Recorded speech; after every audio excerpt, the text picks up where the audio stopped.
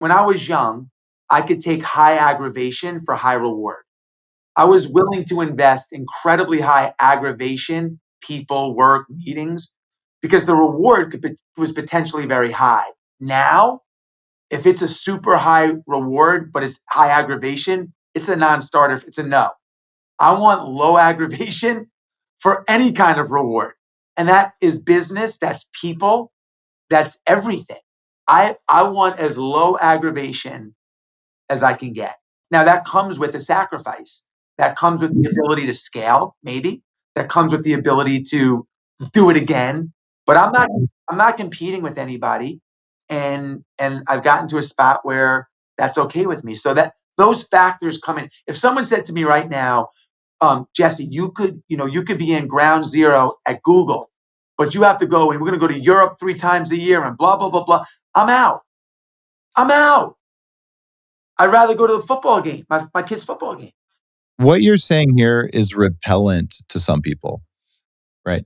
Right. And some people saying that's impossible. You're only saying that because you've become successful.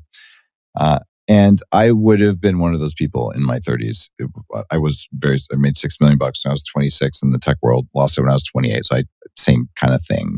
We both did that. And I traded a lot of good stuff I should have done and traded some of my health for that for no good reason other than bad.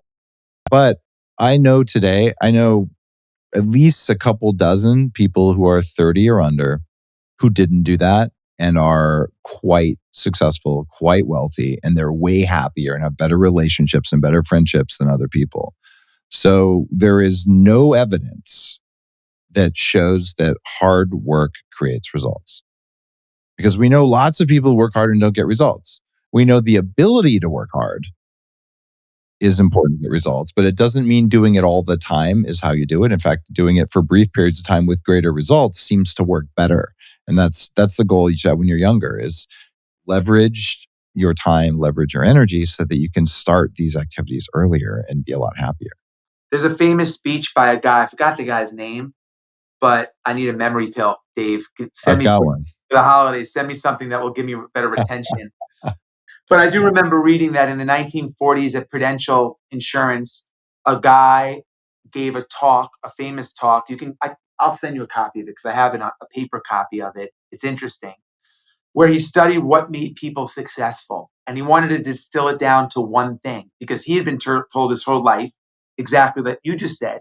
If you work really hard, you have to work hard to be successful. If that's the case, everybody that worked hard would be the people that were successful. But he found people around them that weren't working that hard that were mega successful. So he was like, well, what is it? So he did like a year of research and he gave this talk to Prudential.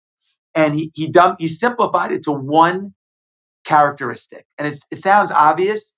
And there's a lot of buildup, so it might be disappointing to the people listening, but it's something everybody can do. The people that were most successful did the things that other people weren't willing to do. Didn't want to do. So for example, they would come home and when everybody else went to happy hour, they didn't want to return all their calls or whatever. They did it. When everybody else was going to the football game, they drove 2 hours to see the client that changed their life or whatever. They were willing to do the things that other people just weren't willing to do. And that made sense to me. And when I look back on my journey, like I said earlier, like I was able to go to that point where it weeded people out. They weren't willing to go past mile 40 with the blisters and the tire. They weren't willing to go. Look, when we started Marquis Jet, I had no aviation. I was a kiddie pool attendant a couple of years before it. I went from kiddie pool attendant in 5 years to starting a company that did $5 billion in sales. All right.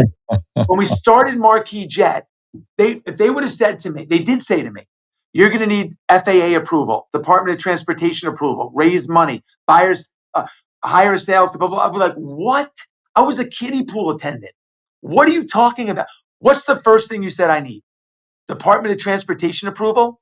There must be a lawyer that specializes in that. Let me get the lawyer that specializes in that. Okay, we got that check. What's the second thing? FAA? There's got to be we got that. What's the third thing? Where the other people were like, we could never start a private jet company because we don't do that. I'm not willing.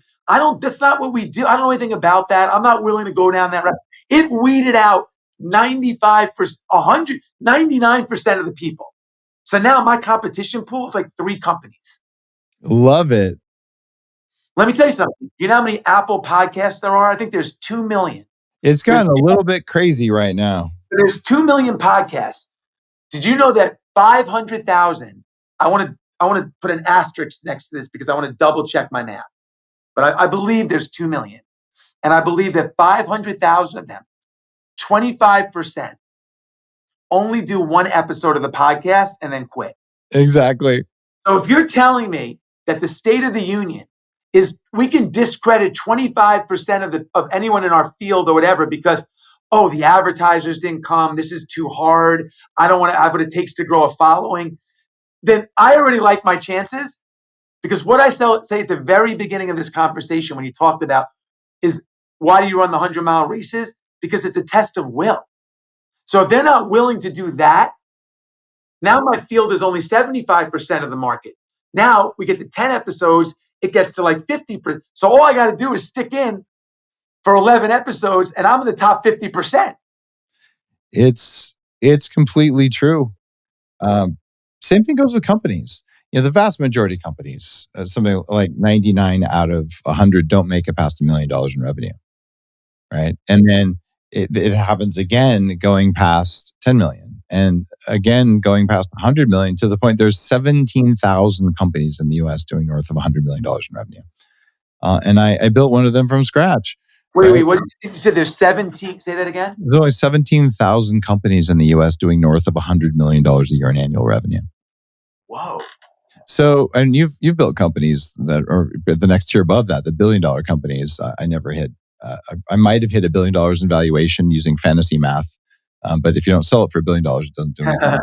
But fantasy math is amazing when your head hits the pillow, but it doesn't do much for you when you. Yeah, even when people say Elon's worth $1 trillion, like if he tried to sell all of his Tesla shares tomorrow, the price would drop precipitously. So it's not really worth $1 trillion, and it's true for everyone who's a kabillionaire. It's like they own assets that are worth a lot, but they don't really have that much money. But so whatever. But to build a company that much revenue, that's a hard number. So that it's the same thing with running. Do you have the willpower to stick out all the, every entrepreneur's been betrayed. Everyone's, had investors try to screw them over and had employees who, absolutely didn't do the job and then turn around and, try and sue for whatever they can get for whatever reason they can make up just because they're low integrity people. And, to go through all that, it's rough. In fact, the guy who started NVIDIA, did you see that interview? I didn't. Man, they said, if you had advice to yourself when you were 19 years old, when you started NVIDIA, what advice would you give yourself? And his advice was, don't do it. Like, no one can ever tell you how much you will suffer to become this successful. You will spend so much of your life. And it's like, wow, man, that's kind of dark. But he's not wrong. I don't regret anything I've done because I wasn't doing it to make money. You're listening to The Human Upgrade with Dave Asprey.